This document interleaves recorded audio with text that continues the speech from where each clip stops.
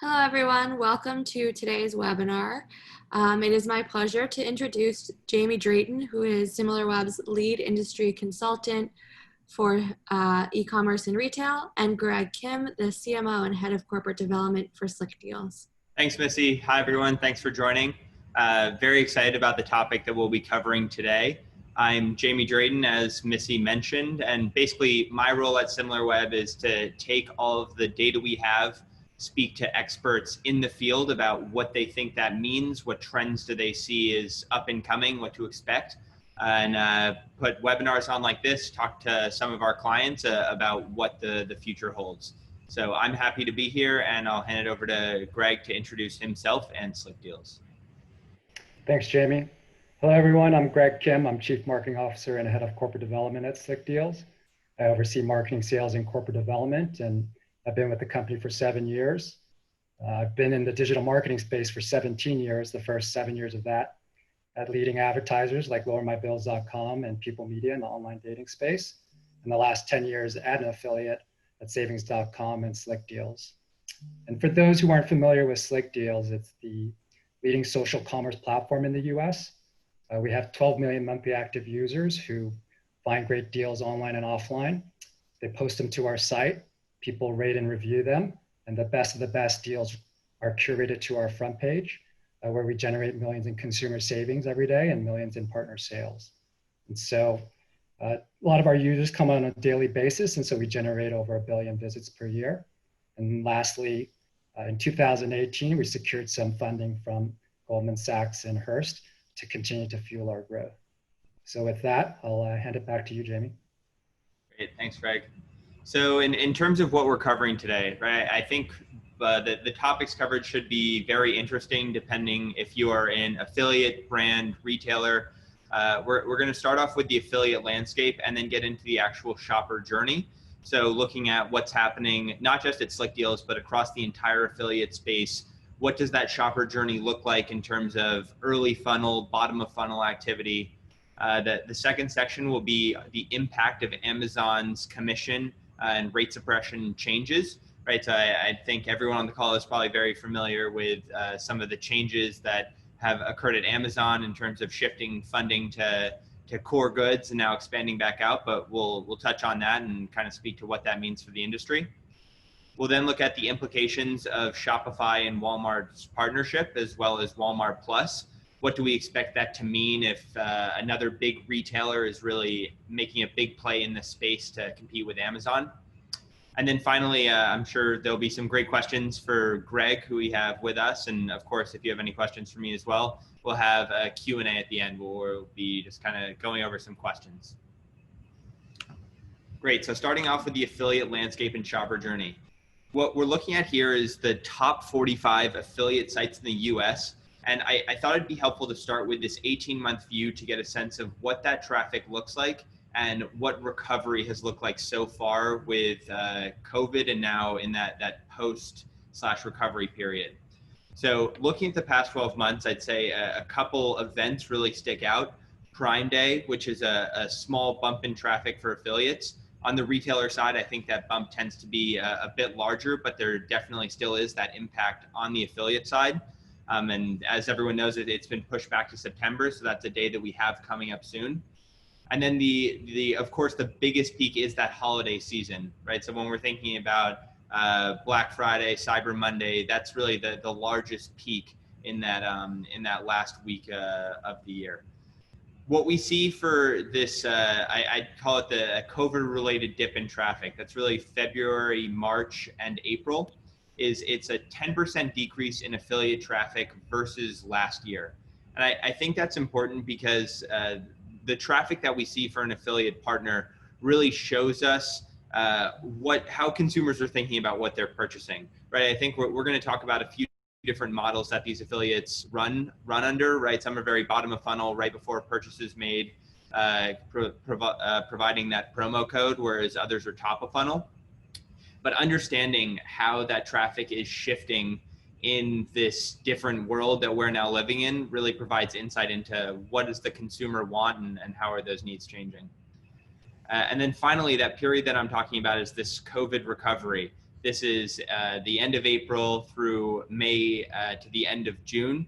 That's down 4% from last year. So still a slight decrease. What we'll see is that there are shifts in terms of who's capturing the most traffic, and we're definitely headed in the right direction towards getting at that parity and hopefully greater traffic than last year.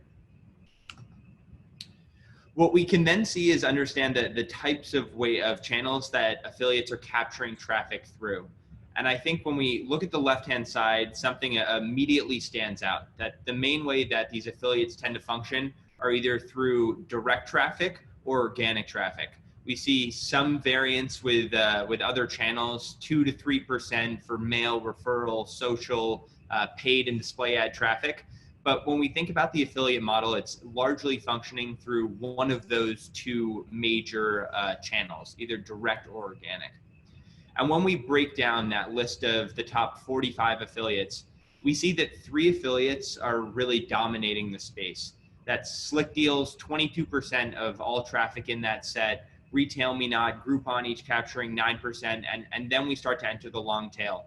But what's interesting is in that long tail, looking at 10 and beyond, what we see is that that's still 33% of traffic. So there are a lot of these long tail players who are capturing some traffic, but again, they're competing with 3 large players in the space who together are capturing 40% of all traffic.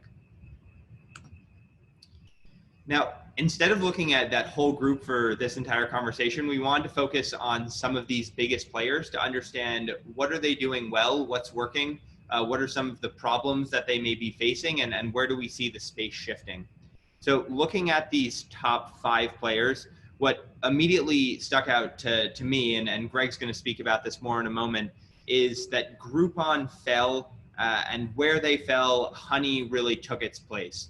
So Groupon fell from the second largest to now third, and I think we're going to see that trend of them continuing to fall in the ranks, whereas Honey saw a very impressive growth, 64% quarter or year over year in this April through June period.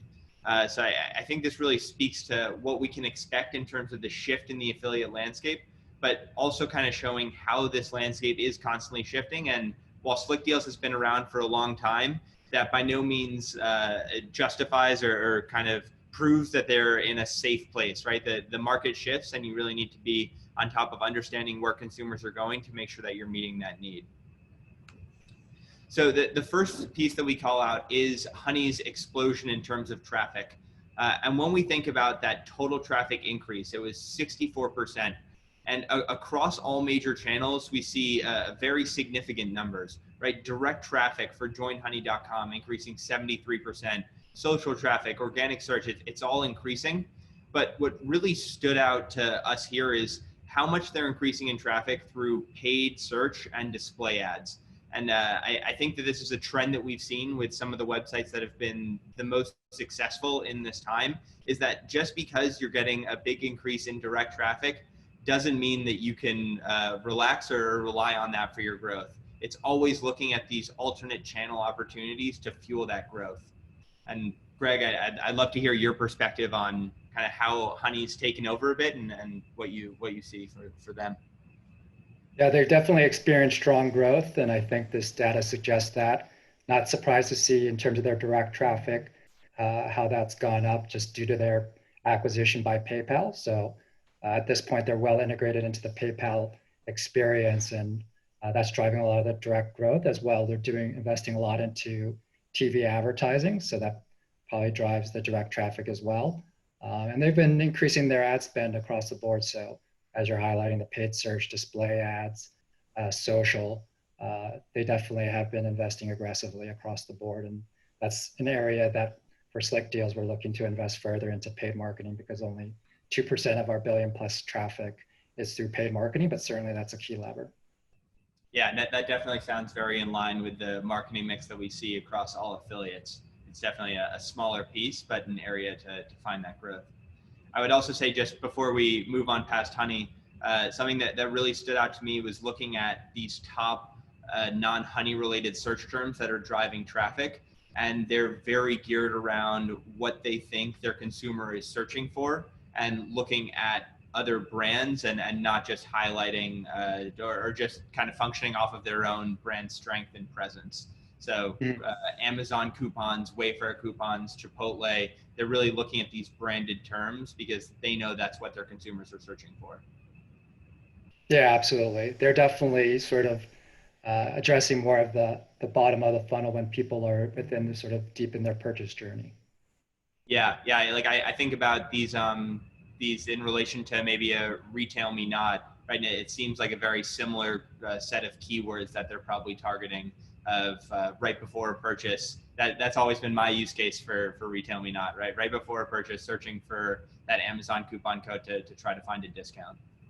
Yeah, absolutely. That's a very common shopper journey. Great. So the second example that we wanted to touch on was Groupon. So while Honey has seen that explosive growth, Groupon is definitely falling, and they're definitely a player that we all know well from a long time ago, but it hasn't been such a positive story as of late. I think that the fall in direct traffic really speaks to where consumer needs are shifting. I think that some of this definitely has to do with COVID and people not paying for these activities that Groupon sells a lot of. But the lack of investment in paid search really is, I think, a big red flag here, because it shows that while they are decreasing in traffic, they're not trying to rebound that with an increased investment. Yeah, these numbers don't really surprise me as well. I mean, especially post-COVID, given that Groupon, who by the way is a great partner of Slickdeals, but Groupon, shifted their strategy to focus on local deals. But unfortunately, with this post-COVID lockdown, a lot of their businesses and deals that they're promoting, whether it's for nail salons or massage centers or whatever it might be in the physical world, I can imagine them seeing less traffic during these times, and maybe it doesn't make sense to do paid search to drive traffic, to drive those eyeballs to that nail salon deal or whatnot. So, it'll be interesting to see sort of after the lockdown is lifted, whenever that might be, if these trends persist. But it's not surprising with this lockdown to see these types of numbers. Yeah. Do you think there has been any shift to try to be more digital? I know you can't speak to what their perspective is exactly, but just kind of thinking about what the future is of Groupon, if you think there's been any shift or if they're going to be able to adjust. Yeah, well, we shall see. But when I read through the press that they shifted their strategy from more national e-commerce deals back to their original roots of local deals, that seems like that's the strategy that will persist. And so if this COVID situation also persists, then there's definitely some headwinds. But as a consumer, I love the Groupon product, so I think over time, as the lockdowns lifted, they should probably bounce back. Great. Yeah. So the next piece we wanted to touch on was, what do these different sites look like in terms of unique visitors versus total visits? So if you think back to that earlier slide where we were breaking down what these top sites were, we said that Slickdeals had 22% of overall traffic to the affiliate space. And I think what this chart really highlights is how many of those visits are from the same visitors. So when we compare to a retail me not, right, they have far fewer overall monthly visits, but many more people are going to their site. So 7 times the average visits for Slickdeals versus this competitive set. And I think we'll get into the engagement metrics a bit more to understand why this is. But when we think about, I think from the Similarweb perspective, and why it's so exciting to be doing this webinar with Greg from Slickdeals, is that it's clearly an outlier in the affiliate space. And there's a lot to be learned from this strategy that creates 7 times the average visits of their competitors. Yeah, I mean, I think this is due to our sort of strategy and business model of creating the best of the best deals by leveraging and harnessing the collective intelligence of our 12 million monthly active shoppers. So they go out there and find the best deals, post it to the site. As I mentioned earlier, the best are voted up to the front page, and people know that the best deals are there, and so they come often. And if anything, we also, in terms of our merchandising, items, similar to the milk at the back of the store analogy, It's those low price, high frequency items, whether it be restaurant deals, things you find at the grocery store in terms of consumer packaged goods, DVDs, whatever it may be. It's the thing that keeps users coming back, and we delight the user. And so they'll come back again and again. And so even though we may not make much money from that traffic or sales, it's one of those things we build that trust and that lifelong relationship so that they come back again and again. But in terms of scale, you know, obviously those other players generate a lot more unique visitors. And I think that's also tapping into search and social, which obviously is a tried and true play for publishers to grow their businesses. And that's something we're looking to do at Slickdeals as well. It makes sense. I think there's I have a few questions about kind of that milk in the back of the store and thinking about how you're attracting shoppers, but I'll save them for when we're looking at the actual funnel. Got it. So just kind of looking at the overall engagement metrics, right? That past chart was looking at the first two here. So monthly visits and unique visitors. And the combination of those two speaks to what Greg was just talking about, of this very high visits per unique visitors. It's about 9 visits per unique visitor. And we see that everyone else in this top 5 set is somewhere between 1 and 2. So the difference of being about 4 times higher of this repeat usage was very surprising to me. But again, speaks to they've managed to create this base or create this place where consumers are going and they're continuing to go back. I think the other metrics that really stand out here speak to that same relationship of the higher visit duration. So people are spending a lot more time on site, and then lower bounce rate than the set. So people are going there, they're not looking for that single coupon code and then bouncing. They're actually spending some time looking around and hopefully making a purchase. Yeah, I think I love this graphic and all the data from Similarweb, because as a marketer, you're really looking for, when you're evaluating partners, sort of scale, the quality and nature of that traffic, incrementality and elasticity, and really these 6 metrics here really get at the scale and nature of the traffic. And so all 5 of these companies are great companies and partners, but you do get a sense of, in terms of the scale and quality of traffic, to be able to sort of tease out between the different players. So this is one of the sort of main graphics that we often look at here at Slickdeals as well. Yeah, I think that speaks well, right, from that marketer's perspective of what you were talking to in the last slide of different partners are good for different things. So it's not necessarily saying that there isn't place in this ecosystem for a Retail Me Not or a Honey where it's bottom of funnel trying to get that coupon code. But again, looking at these metrics to just make sure that you're making a decision with intention behind it. Of we either want this top of funnel behavior, or this makes sense. We want to keep our customers happy, provide them that coupon code at the end, or get those clicks right before the purchase is made. Yeah, absolutely. Great. And I think that it goes well into the difference that we see between Retail Me Not versus Slickdeals. I know I've already talked about those two as 2 different examples, and I think it's really because of this marketing mix that it serves as such a good example. So just as we looked at this relationship between direct and organic traffic for the overall set, this is now looking just at retailmenot.com. And what we see is that about 25% or a quarter of traffic is coming from direct, but majority of all traffic is driven by organic search. And when we look again at those non-branded search keywords, it's very similar to what we saw for Honey. It's Target promo code, Instacart promo code, Home Depot promo code. It's right before this purchase is made, finding that promo code that will hopefully get you some type of discount. And because of that, most people, some do, but most are not going directly to Retail Me Not and looking for that. They know that Google will find that answer for them, and they're typing it in and then landing on that Retail Me Not page.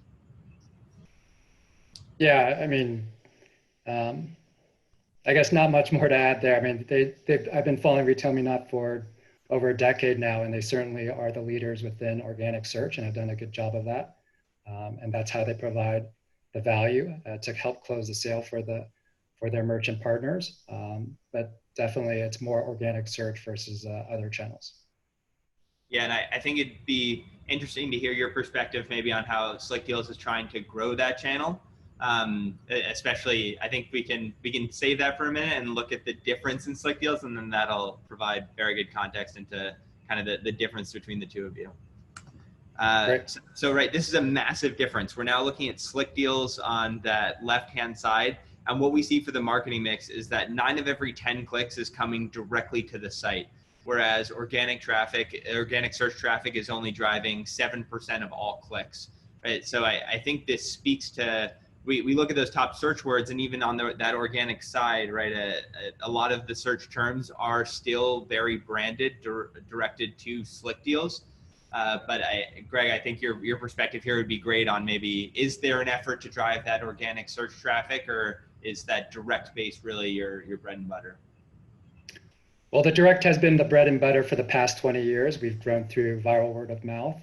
And so of the now billion plus visits we generate in a year, our numbers are about 90% direct, and about 3% paid. And small percentages similar to the Similarweb data we see here. We certainly want to expand in all the other channels. And as mentioned earlier, that's a growth lever that we're very bullish about, whether it's through organic search, paid search, display, et cetera. It's something that's been under tapped at this organization, even though we're 20 years in. But we know a lot of companies obviously advertise through Facebook, Google, et cetera. And so those are the things we're looking to tap into, including organic search. Makes sense. And I think that's a good segue, right, Greg? I'll let you speak to this, but when we're thinking about that funnel and where you're capturing shoppers, it's a very different relationship if it's that direct traffic landing in this funnel versus that organic search. So yeah, I mean, in terms of this graphic, this is the typical purchase funnel, starting from the top, users when they start their shopper journey, they're in that discovery awareness phase. They don't really have a product, brand, or retailer in mind. And the Slickdeals users, they visit our site every day, and they usually don't have a product, brand, or retailer in mind. But they see that deal, they click through, and they're quickly sort of inspired to consider it and do the research. And under the product-specific deal, there's a comment area where our community of 12 million users have a rich conversation around that deal in terms of why the deal is great, why the product is good or bad, why the retailer is good or bad, et cetera.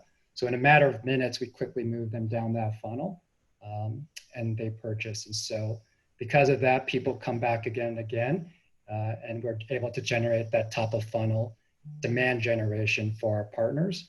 And as we've seen in Similarweb data, we're one of the top 5, if not number 1 partners for most of the Internet Retailer 500.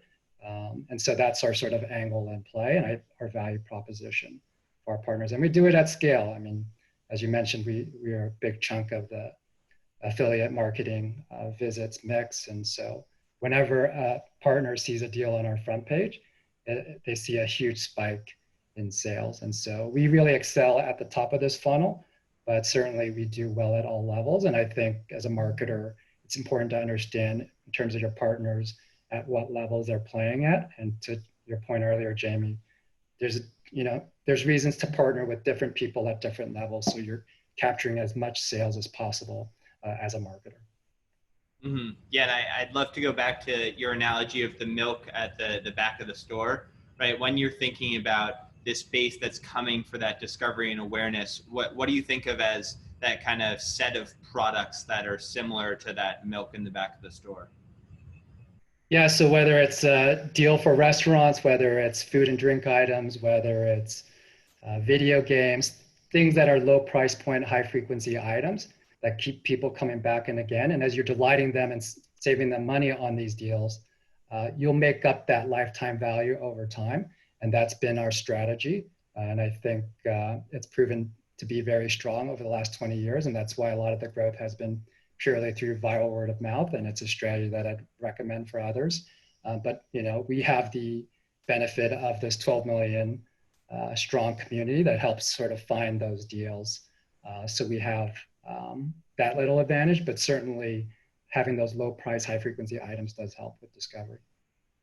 Yeah, I think that also speaks to maybe some of the trappings of looking at AOV as a metric, right? Average order volume sounds very attractive. Of maybe it tends to be a higher basket that people are purchasing, or a higher price point item that people are purchasing on a different affiliate. But as you're saying, through those kind of fast moving, lower margin items, that's really where that connection to the shopper is built. I think it kind of takes some zooming out to get past, oh, well, I want a high AOV and I actually want to build this long-term relationship with the shopper. No, yeah, well said. And so, yeah, that's something I'd recommend for marketers to consider. Great. Yeah, and I'll hand this over to you. I think I have some questions after you kind of walk through who is this base that Slickdeals really has. Yeah, I think the affiliate space is not well understood, and I think even for Slickdeals, not well understood.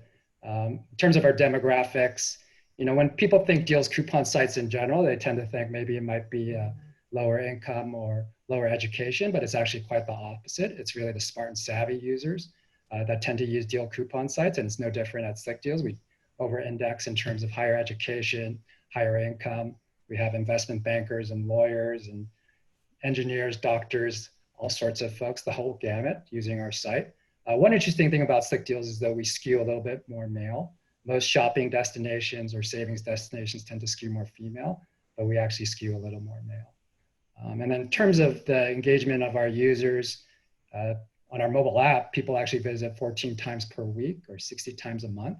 So we have a huge amount of signals of what users are interested in based on our business model.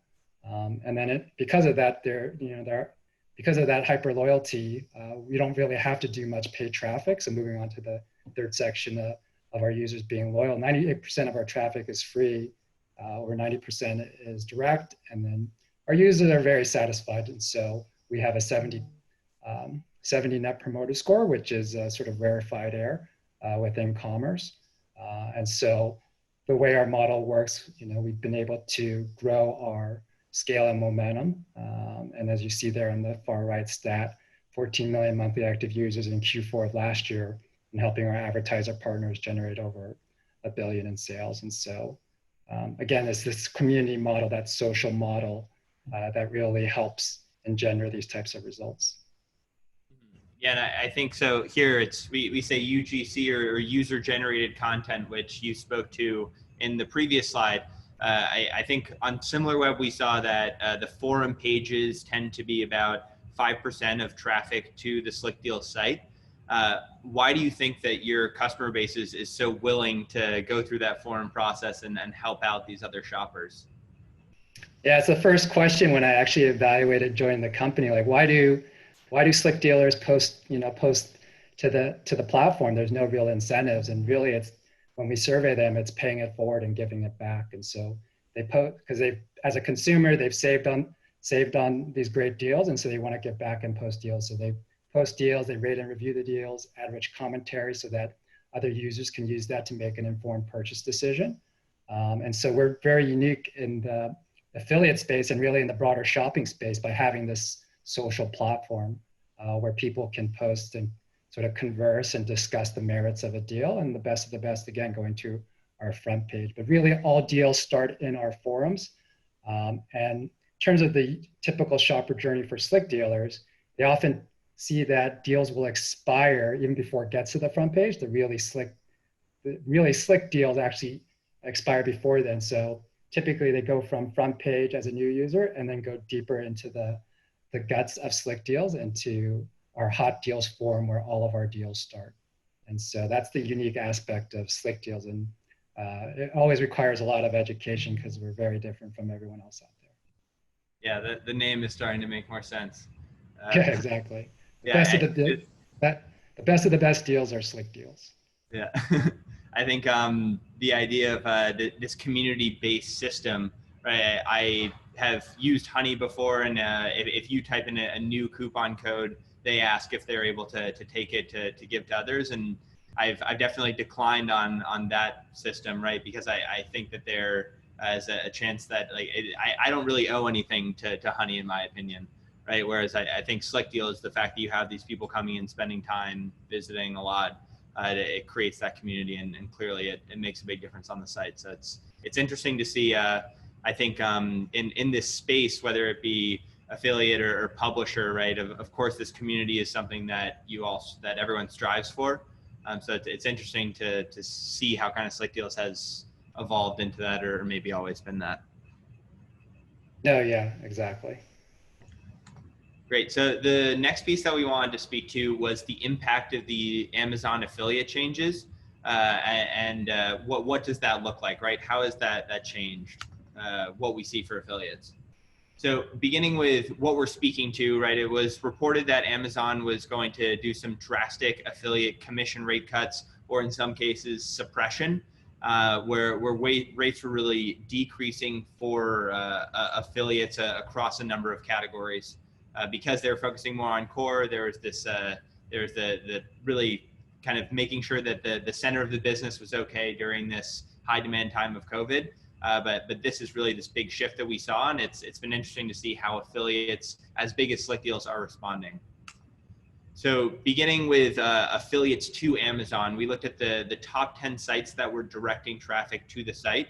And I think it's interesting to look at how much have these increased between Q1 and Q4 of 2019, and then how has that changed, how did that change directly after the rate cuts?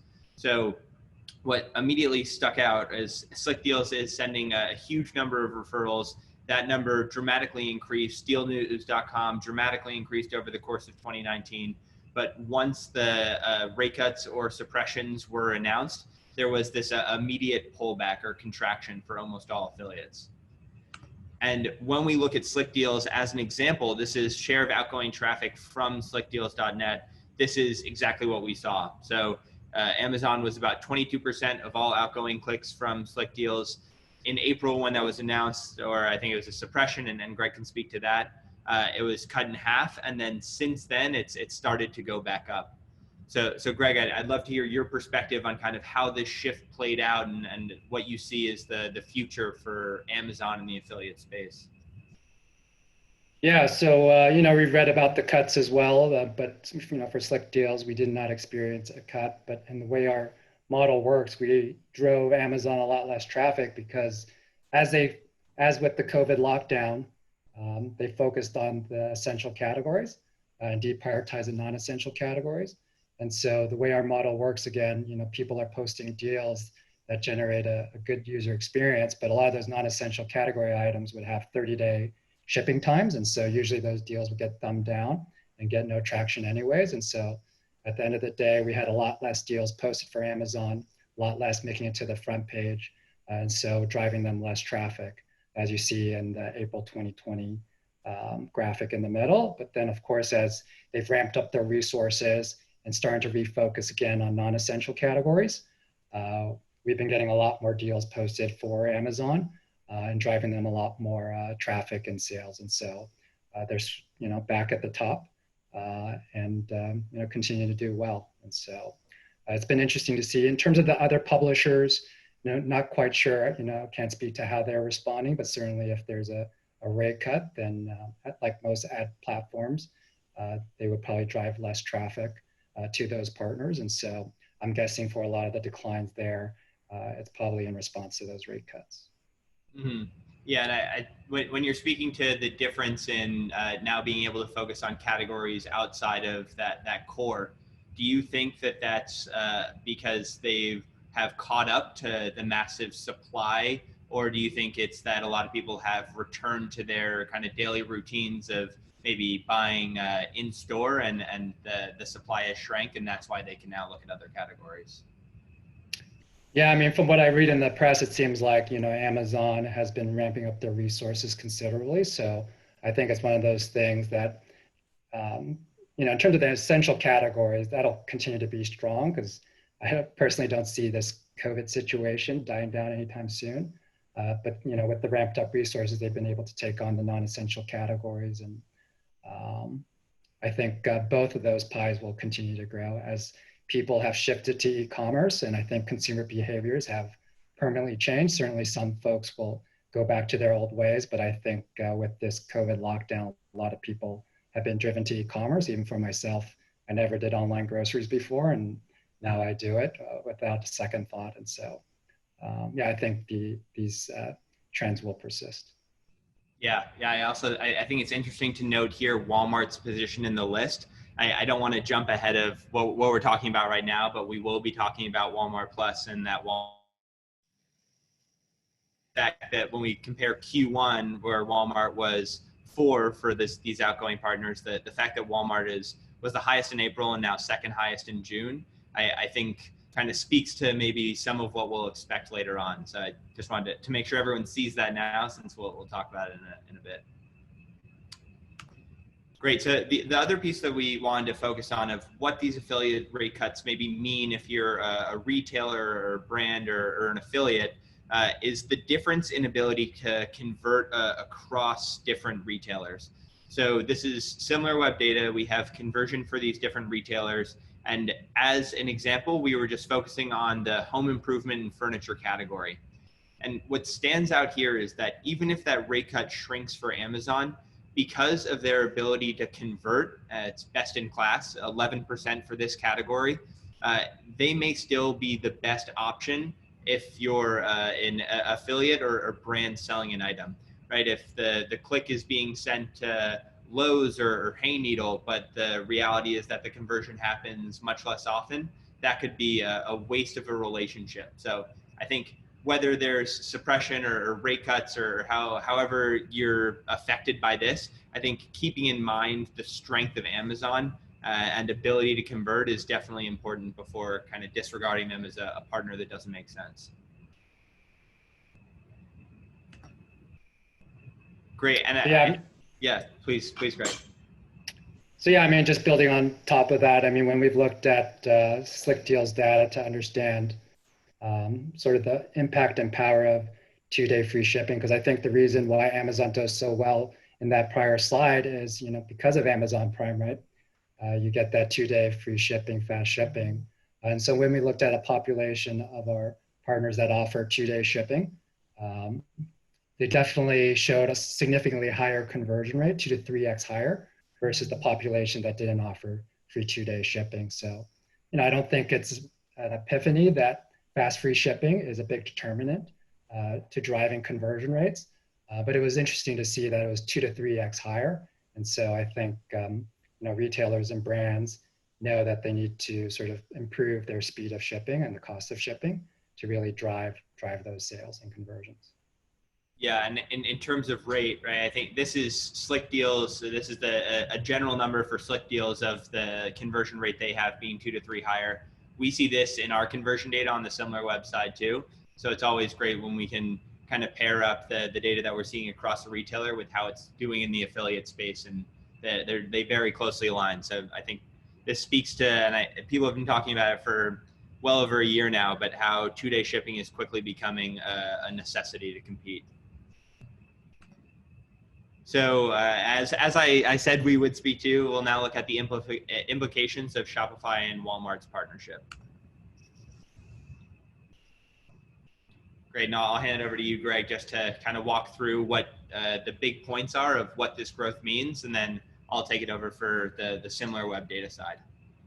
Sounds good. So yeah, for those who aren't familiar with Shopify, it's one of the largest marketplaces out there that includes direct-to-consumer brands like your Lisa mattresses and others. It's actually over $100 billion market cap publicly traded company, so it's fairly large. In context, Walmart is about $375 billion, so Shopify is very large. And so with this partnership, Walmart really extends their product catalog, which should improve their consumer mind share and wallet share and better delight the Walmart shoppers. And I think from an affiliate perspective, more product listings means more opportunities to promote Walmart products. So I think it's a win for consumers, for the Walmart shopper, and it's definitely a win for the partnership between affiliates and Walmart as well. And for whatever it's worth, for the brands that are on Shopify, they now get to have the reach and the scale of all the audience on Walmart.com. So this is a pretty big and interesting partnership. So ultimately, the shopper wins, and that's great to see. Yeah, absolutely. And I think when we look at the ability to convert of these different retailers, this is very similar to what we showed before of the ability for Amazon to convert in just one category. This is now across a few different retailers. So you see Walmart, Target, eBay, Best Buy, and of course Amazon here. But I think that there's been this opportunity gap between these sites to really catch up to Amazon in terms of conversion rate and converted visits. And when we think about the partnership of Walmart and Shopify and the introduction of Walmart Plus with that faster shipping available, I think that's really the opportunity to close that gap between where most retailers sit and Amazon.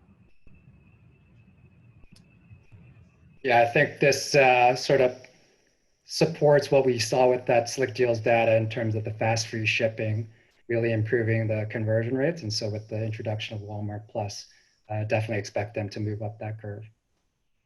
Yeah, I think it's always exciting when we hear about some type of retailer who will be able to compete with Amazon.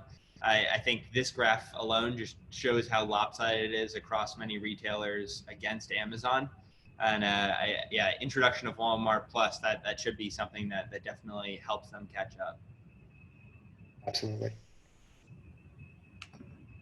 Great. So in summary, before we get into a Q&A, and I see a couple questions have come in so far, but please ask them now if there's anything that you'd like us to address.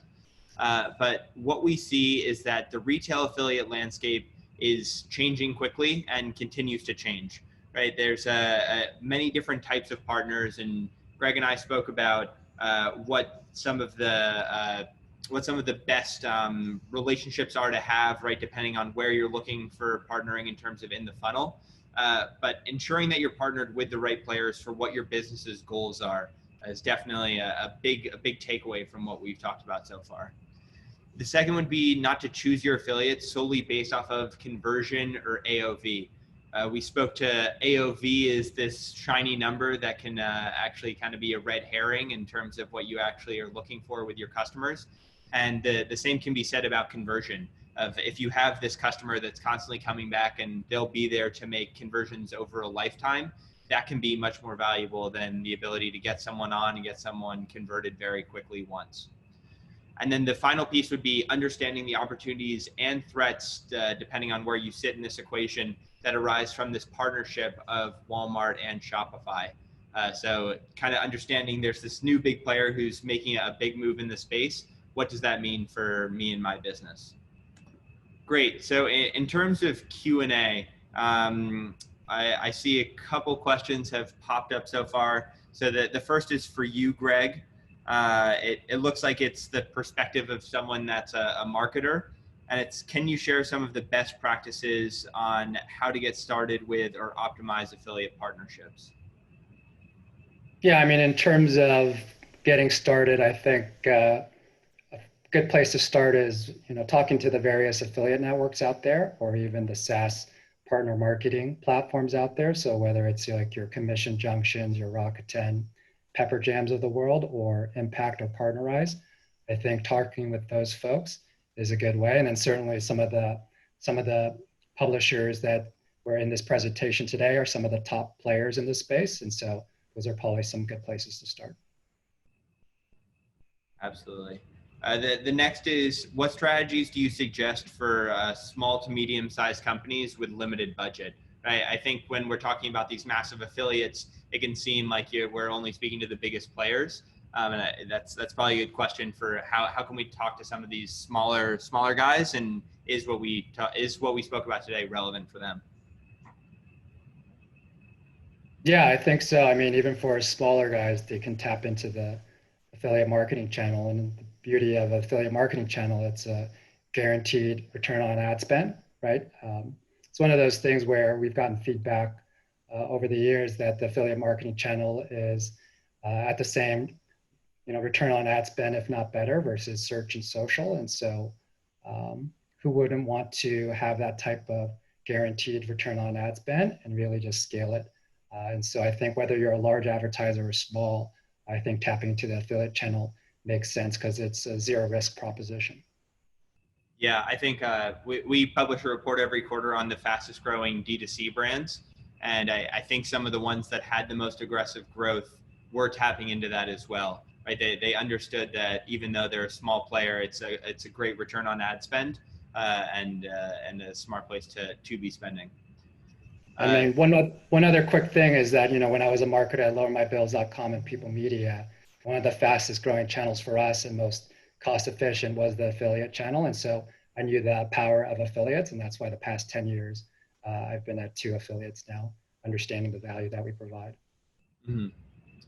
I think this question fits in well with that. So with many stores going out of business, a few examples, Sears, JCPenney, Brooks Brothers, etc., commission rates from others going down, and Amazon's commission rate drop on deal sites, where do you see the future of affiliate commerce?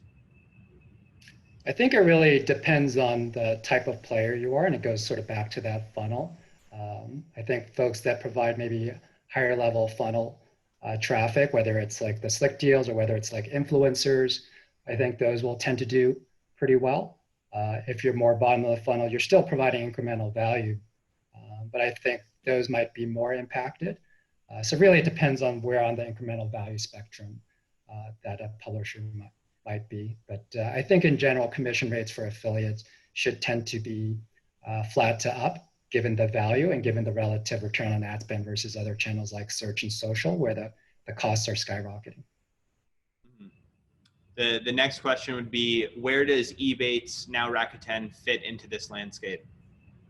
Yeah, Ebates was acquired by Rakuten, which was the Amazon of Japan. And when they entered here into the US, they eventually acquired Ebates. I forget how many years ago now. And certainly Ebates is one of the largest players in the affiliate space.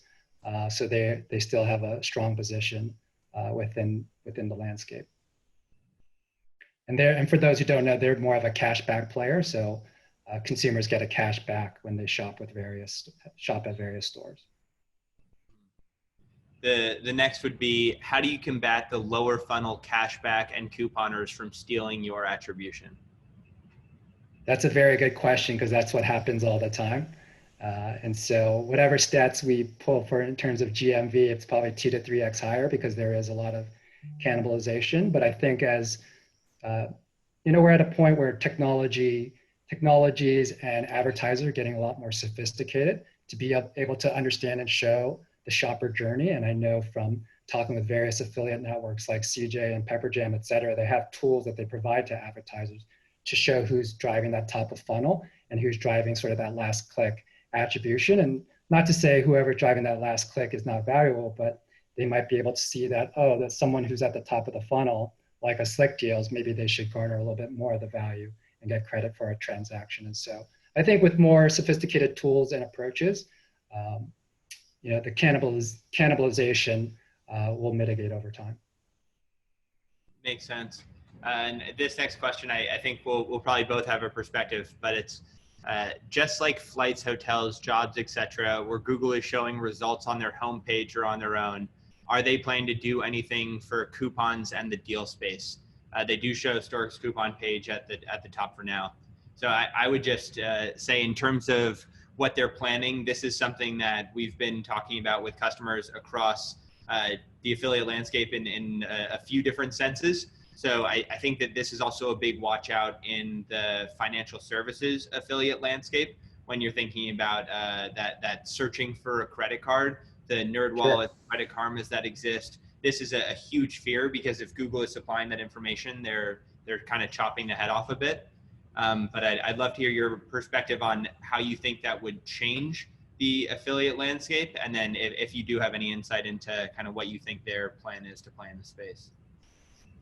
Yeah, certainly they're investing a lot more into shopping and integrating that into their search engine as well. I think it's a bigger threat for people who tend to be more search oriented and exposed to coupons. The beautiful thing about Slick Deals specifically is that, given that we're all about the human intelligence and curating these deals that really require human touch, that we sort of are a little bit more insulated. And what I mean by that is a lot of our Slick Deals requires what we call internally gymnastics. So it's not just always just the lowest price on a product. It might be the lowest price on a product coupled with a coupon, or you have to go through some special methods to get that deal. And so most of our deals actually require these gymnastics. So it's not something where an artificial intelligence or computer can figure out and curate those. It really requires human intelligence. So, in this world of AI and machines taking over the world, it's really this human intelligence from our community of 12 million shoppers that are able to find these deals, stack those coupons with that best of web deal. And that's what really sets us apart. So although, Google is definitely could be a threat, we're definitely insulated because of that fact. Yeah, I would say, right, we're saying organic search, of course, is this attractive channel to increase users to your site, but that's the big fear. The more direct users you have, the more insulated you are as well, right? Because they can't just search for it and get it. They're actually going to your site. I think that's true in the financial services space as well, and the hotel space. So if Booking is only getting 30% of its traffic through direct and the rest is organic, that's a really scary number to look at versus if you're this hotel provider or OTA, that's really that's getting people to the site first. I think we have time for one more question. So when a Slickdeals user posts a deal on the forum, what category of the site do you see is most engaged? Or does that engagement vary based off of the type of item? Yeah, it really depends. I mean, it's not really based on category. It's really unique to each product and the type of deal, et cetera. But with that being said, I will say that, the roots of Slickdeals has been in tech and electronics when it was founded back in 1999. And so we definitely have a large audience that loves those smart home devices, laptops, speakers, headphones, et cetera. So tech and electronics definitely get a lot of attention. And then certainly right now, post-COVID, it's anything related to home that gets a lot of attention, whether it's office furniture and supplies, whatever it might be, streaming services. Those are the things that are pretty hot right now. And so from a business perspective, if you're thinking about your merchandise strategy, anything home related, it's probably a good idea. Yeah, and just a quick follow-up there. So does that engagement, is it based at all off of who the user is? So do you have like some set of super users who are constantly posting and their stuff tends to be higher? Certainly. I mean, I think most social platforms, I've heard this rule of thumb of the 1-9-90. You have like the 1% that are the power users and contribute, the 9%, sort of not the power users, but definitely engage, and then the 90% of the casual consumers who don't really contribute anything, but just consume. And we're similar. And certainly that top 1% are the ones that are hyper engaged. But we have millions of people interacting with our site all the time, whether it's votes in the form of votes or comments, et cetera. Sounds great. Well, Greg, thank you for the time. I think we probably had a few more questions come in that I can't see yet. So if anyone does have any questions, we'll be following up, and then please reach out to us. We're definitely happy to discuss further. But Greg, thank you for the time. I think this was great. It was very insightful. Thanks, Jamie. This has been fun. Thank you.